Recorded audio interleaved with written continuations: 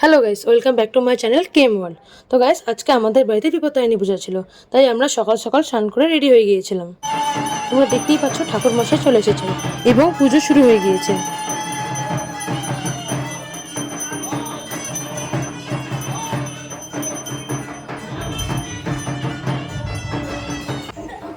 রান্নার ঠাকুর চলে এসেছিল এবং বাইরের প্রসাদ রান্না করছিল।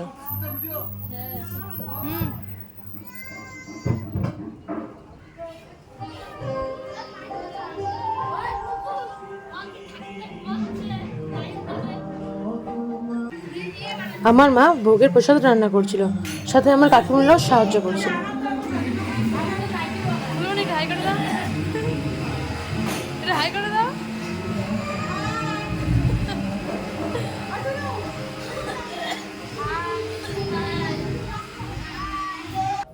তারপর আমি ও আমার বোন ছাদে চলে গেলাম এবং কিছু ছবি তুলে নিলাম। এরপর আমরা পুজোর কাছে চলে এলাম। ঠাকুর মশাই পুজো করছিলেন।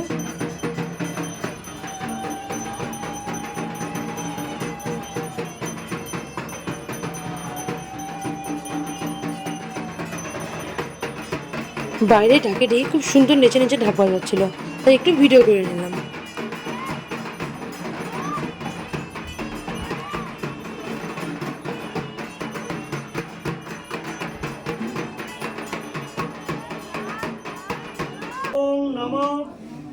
এরপর সবাই আমরা অঞ্জলি দিয়ে দিলাম।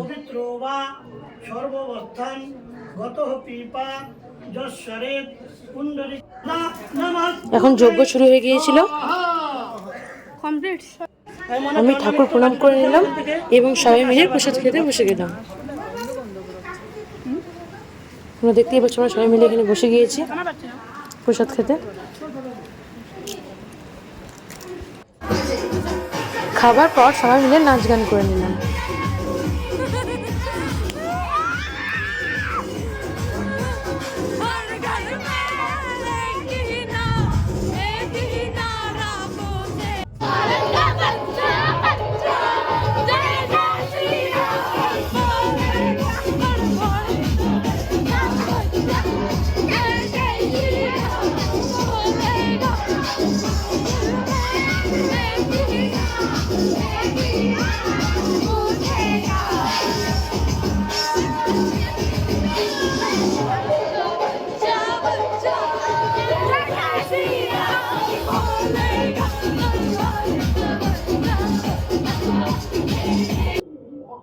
অনেক রাত হয়ে যাওয়ায় কাটারের লোকগুলো চলে গিয়েছিল, তাই আমি প্রসাদ পরিবেশন করে দিলাম।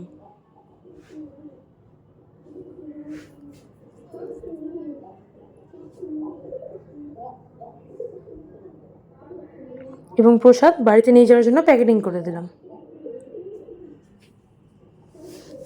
আজ ঠাকুর বিসর্জন হবে।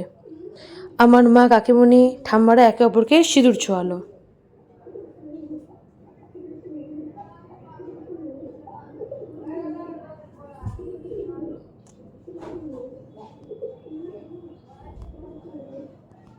এবং আমরাও সবাই মিলে আবির খেলে নিলাম।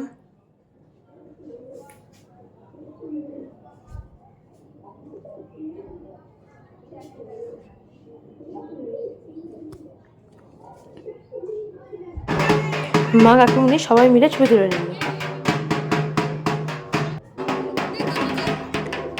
এবার আমরা ঠাকুর নিয়ে বেরিয়ে পড়লাম বিসর্জনের জন্য আমাদের পুকুরের উদ্দেশ্যে। সবাই এখানে রেডি হয়ে গিয়েছিল বিসর্জনে যাওয়ার জন্য।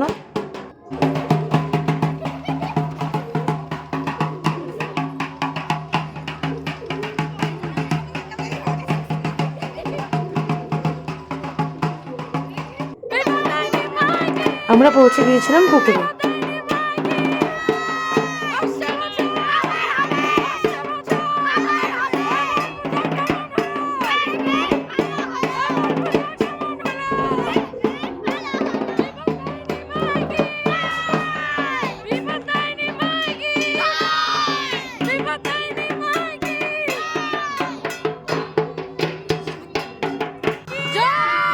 এরপর ঠাকুর বিসর্জন দিয়ে এসে আমরা বাড়ি চলে এলাম এবং বোনেরা মিলে একটু জল দিয়ে খেলে নিলাম।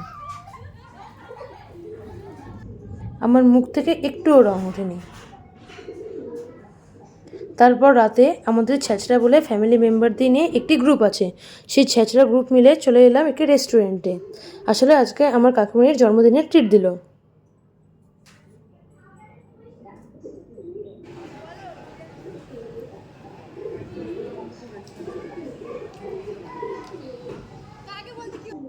এরপর আমরা খাবার অর্ডার করে নিলাম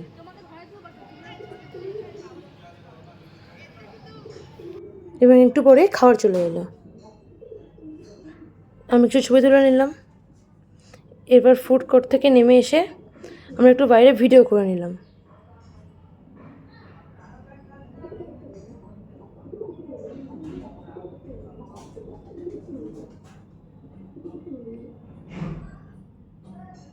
জায়গাটা দেখতে খুব সুন্দর ছিল, তাই একটু ছবিও তুলে নিলাম। এরপর বাইরে বেরিয়ে আমরা বাদাম শেক খেয়ে নিলাম এবং বাড়ি চলে এলাম। আজকের জন্য এইটুকু, টাটা।